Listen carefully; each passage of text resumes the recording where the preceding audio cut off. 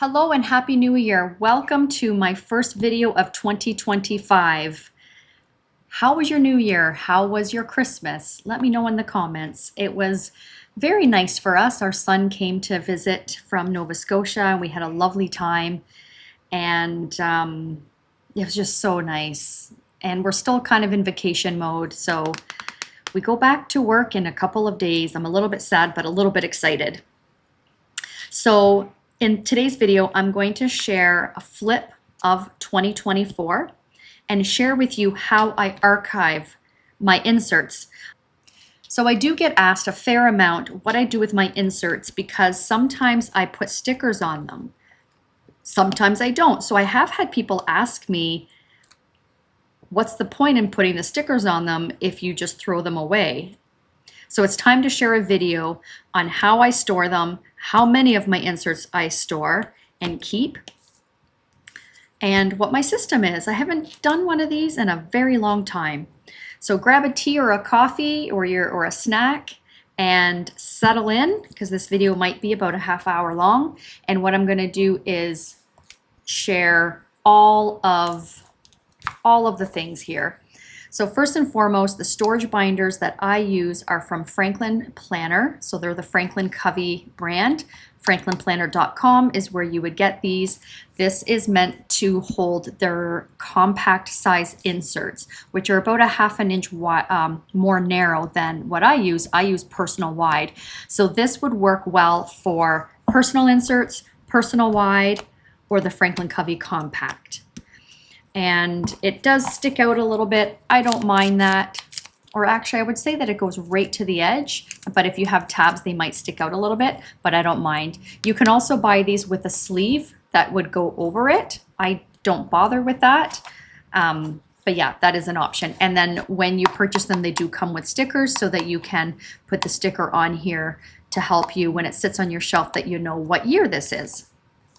So I've been doing these for years. I have them in both the classic size, which is half letter, because I used to be in that size binder, and now I get these ones every year. So I do have a couple more coming because I store my inserts in here, as well as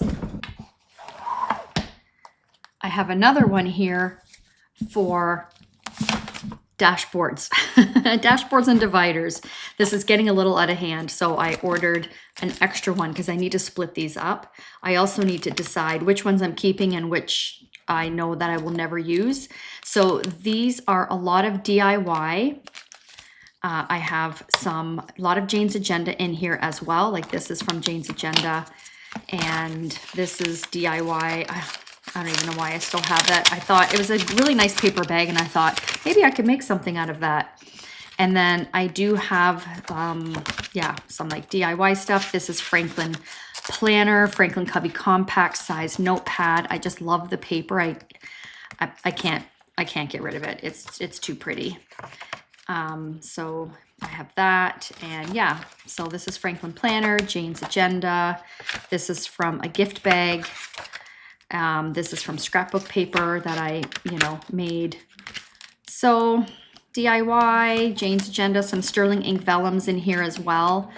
And, Jane's Agenda sterling ink vellum and like page finders that I've made. So it's a mixture. So I want to streamline this. Let me know in the comments if you would like me to film a video once I get my binders in on how I organize this, what I'm keeping and what I'm not going to keep. Some things in here are a miss, and there's a lot in here that are a hit that I absolutely love. So for a while now, I literally just put everything in here. So yeah, I do need to go through this. But anyhow, so I have one for dashboards and dividers, and then I have another one for just my inserts. So that's what we're going to review today. So I figured what I'll probably do is flip through, I'll talk through some of it, and then some of it I'll just speed up and it'll be quiet. And kind of just talk when I feel like there's, something that I want to explain or share. One thing that I do like about flipping through my inserts is seeing the evolution of my planning as the year has gone on. So I've been making my own inserts for a couple of years now, and I just opened up a shop at the end, Q3 of 2024. And I have been asked for quite a while before opening my shop. Once I started sharing that I make my own inserts, people liked them. And so I thought, you know what, before I open up a shop, let me iron out the kinks, and I'm going to use my own inserts until they're perfect. And that's what I've been doing. So these I made in 2023. You can see the lighter pink. Yeah, some of it's not very pretty. But anyways, okay, so this is my cover page, year at a glance. I really enjoyed putting a sticker down when a new month would begin on the previous month, and it really helped me when I would reference this to know what month I'm on. So I've really loved having this. And look at how satisfying that is when the year is over to see it all done. It's so pretty. I love it. And so my future log here, nothing special here, just literally writing down appointments and things.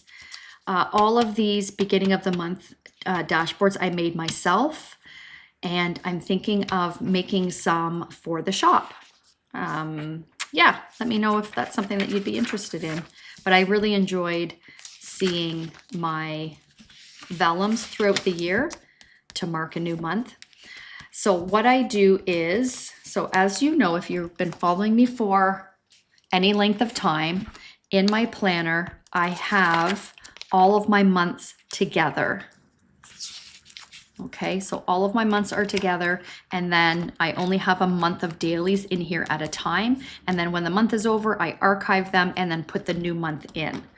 So what I did then when I was archiving is I put the month in, and then I have all the dailies after the month now that it's archived, because my monthlies are tabbed. And then when I need to reference any information, I can go to that month to find the information that I need, as opposed to keeping all my months together and then having to go through 52 weeks of dailies. Like that would be too daunting. So that's what I do when I archive them. Okay, so let's go through. So for 2024, I had a cover page on my monthlies where I would have in here to document how many closings I had in that month, important dates, social media focus, my number, my goals, activity numbers for that month, and then my main focus. And then I found as the year went on, I just kind of stopped using it. I was going through the motions and it just wasn't functional for me anymore, which is why I changed things up for 2025. But anyhow, so let's go through. I mainly decorated with sterling ink stickers, apart from a couple of months when my subscription kit didn't come in time. So I used cloth and paper stickers a few months for documenting or notating important events. And over time, I didn't really like how this looked, as well as the bold ink from my fountain pens. So you'll see as we go that I did switch to using a different pen for a softer look. And I literally just started using, let's see, like a pen from Muji. Just a regular pen from Muji. So nothing special, but I just liked that it didn't overpower my stickers. But yeah, so I'll just quickly flip through. And then these vellums at the beginning of my dailies throughout my planner are from my Sterling Ink subscriptions. Okay. Look at how dark the lines are and how light how light the pink is. Oh boy.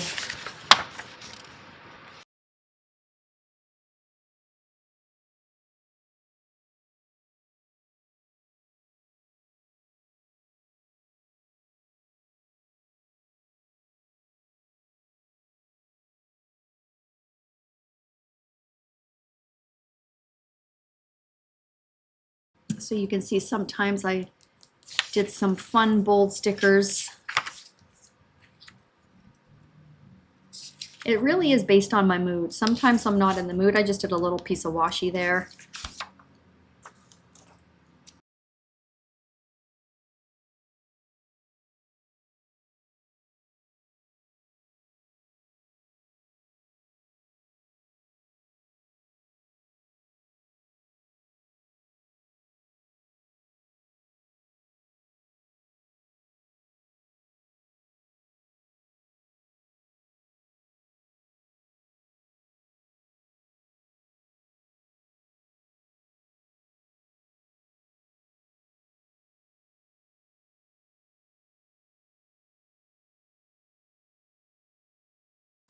I really like this ink. It's called Yamabuda, and I was using a medium nib pen.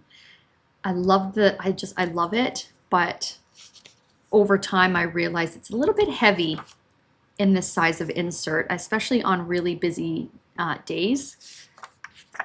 So then here I switched for the month of March to my first fountain pen by Ellington Pens, and this is a fine nib, and it is the Hazelnut Brown by Faber-Castell. I love this. I would say that this is, I use this the most ever since I got it.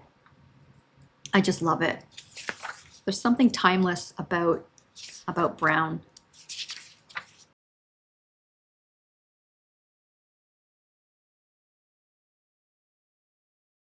And I would document if I had a low day, because then I could reflect back and see, okay, what did I do that day? Oh, I had a low day. That's why I didn't do much. Did a hike, had a bath, a chiropractor appointment, just a lot of self-care on days like that.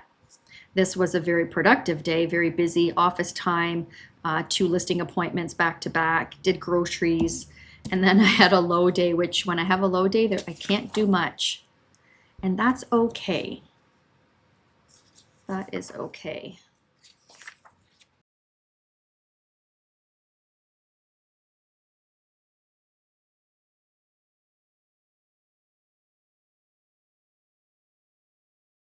Another low day. Although I did work, office time, coaching, team meeting, and then not much after that.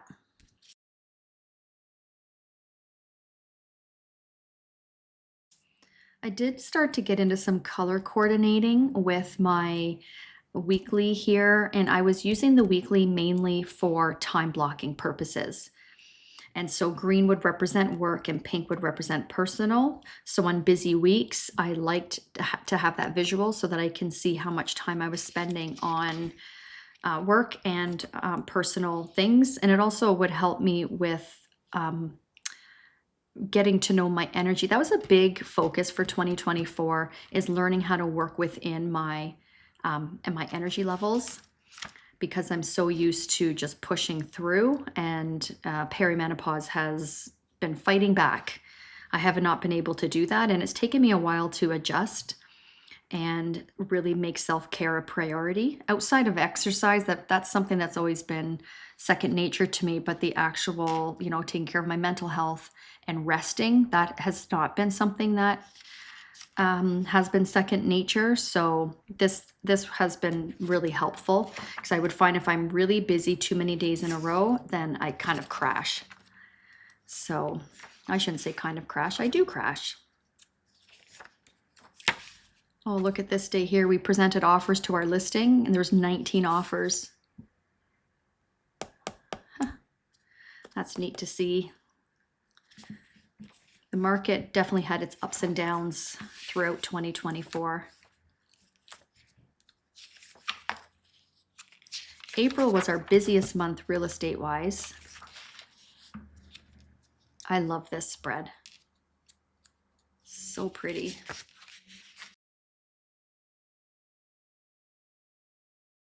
It was a very busy month real estate wise, and a very emotional month, because we sold our own house of 20 years during the month of April. And yeah, it was bittersweet. It was I would say a very emotional month, a lot of mixed emotions. and we had an open house for our house and our listing on the same weekend. So we had to divide and conquer to make sure that we were able to cover everything. It was very, very busy.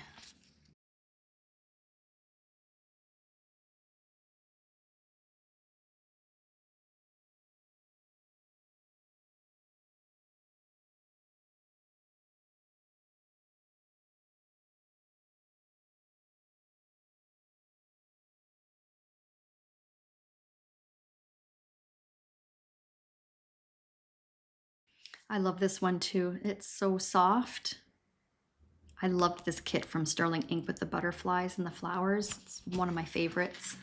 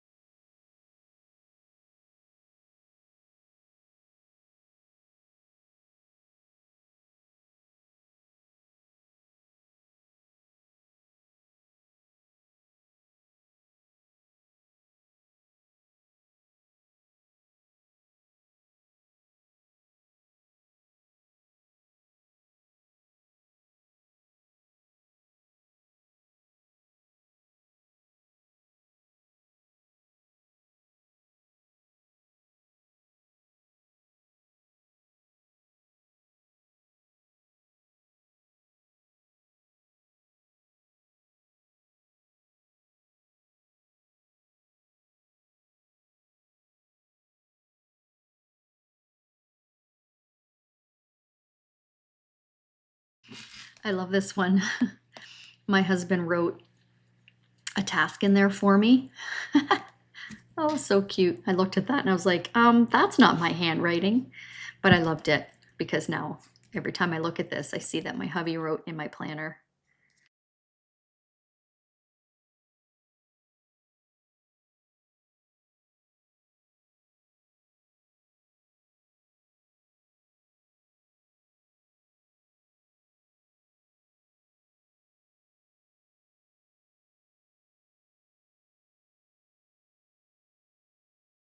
I'm definitely liking the brighter pink that I got into as the year went on compared to earlier when it was a lighter pink and even lighter at the very beginning of the year. Look at that. What a difference.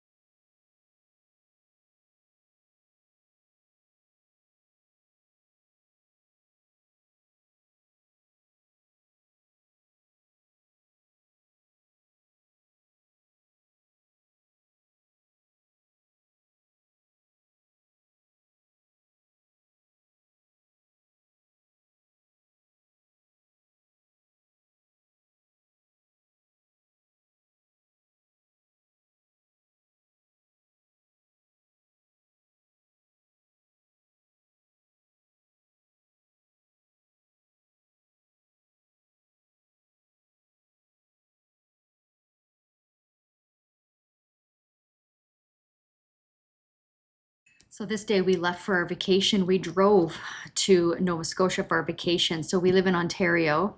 So I wanted to document, even though there's nothing to plan, I wanted to document what the temperature was and then how long it took us to get from place to place and then how many breaks we took. I had to stop about every 2 hours to stretch because, yeah, my hips and hip flexors can't sit for that long without stopping for a stretch. So we drove from noon. So we left Ontario at noon and we got to the New Brunswick, Quebec border at like 2 in the morning.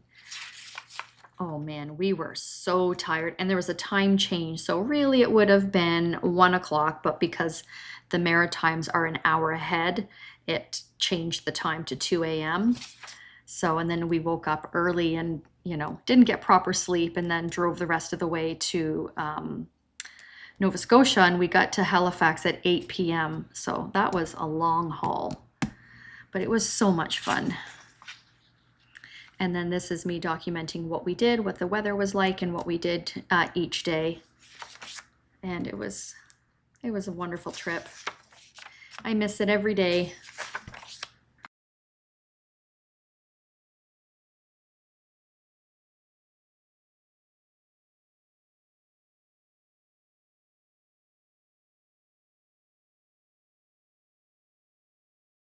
And then I got sick probably a week after we got back.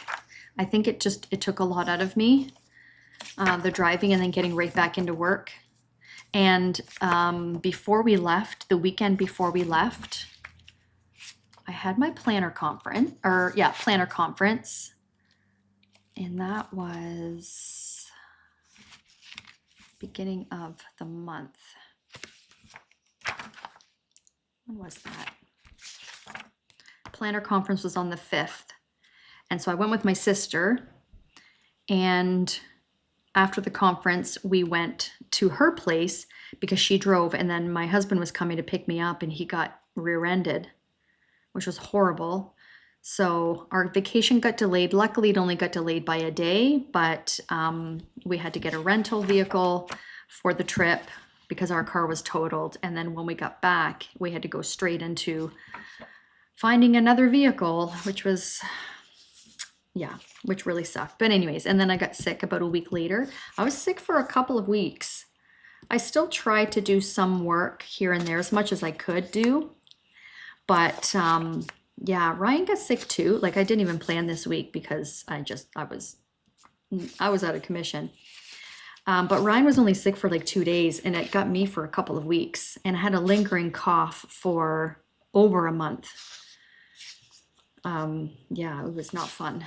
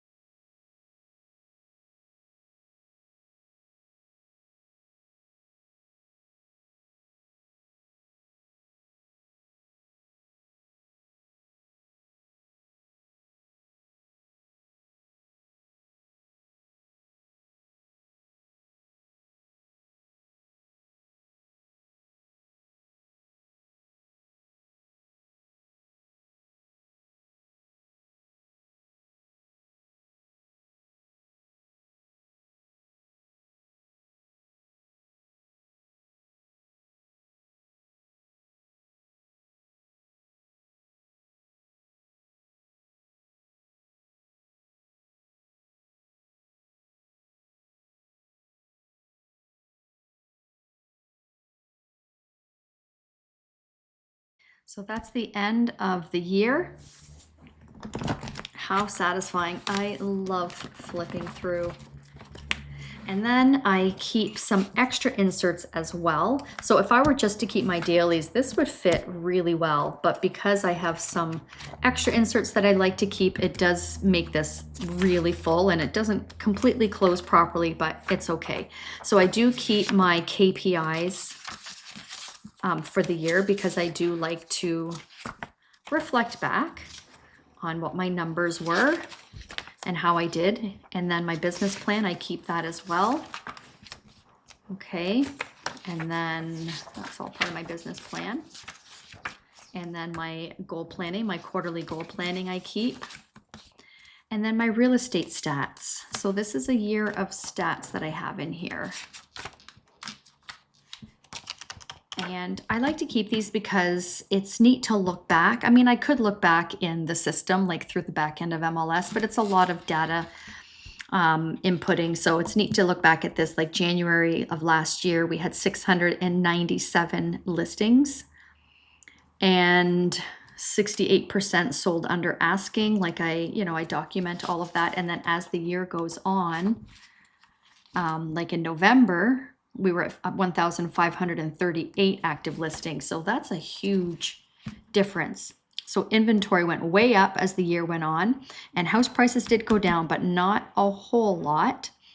And then as far as the over and under asking, it was neat to see that as the year went on, because there were some months where it was more sold over asking than under, and then there were some months where it was the other way around. So yeah, it was really, it's really neat to look back and see what that looked like. I'm actually going to take this out. We don't have our December stats yet, but I do like to see what the average sale price for all property types was each month. So you can see January was $762, February was $755, and then March went up to $806. It went down a little bit in April to $800, and then back up in May, and then it started to go down. So November we were at $754,000 for the average sale price. So it'd be interesting to see what December was. Yeah, and then I like to do like videos on this to keep people educated. I'm going to keep that out because I'm going to do like a recap of the year once we get our December stats. So anyway, so that is the stats, and then so some note pages of information. Oh, that was a really good call that I was on about the market, and then how to stay relevant. Selling prep. I don't think I need that in there. Oh, that was prepping for our own house. So yeah, I don't really need that anymore. Oh, I kept it because of this. Yeah, keep that. Okay. And then a health log. I started hormone replacement therapy June 1st. So I documented that for a couple of months, so that when I would go to my follow-up appointments, I could bring this and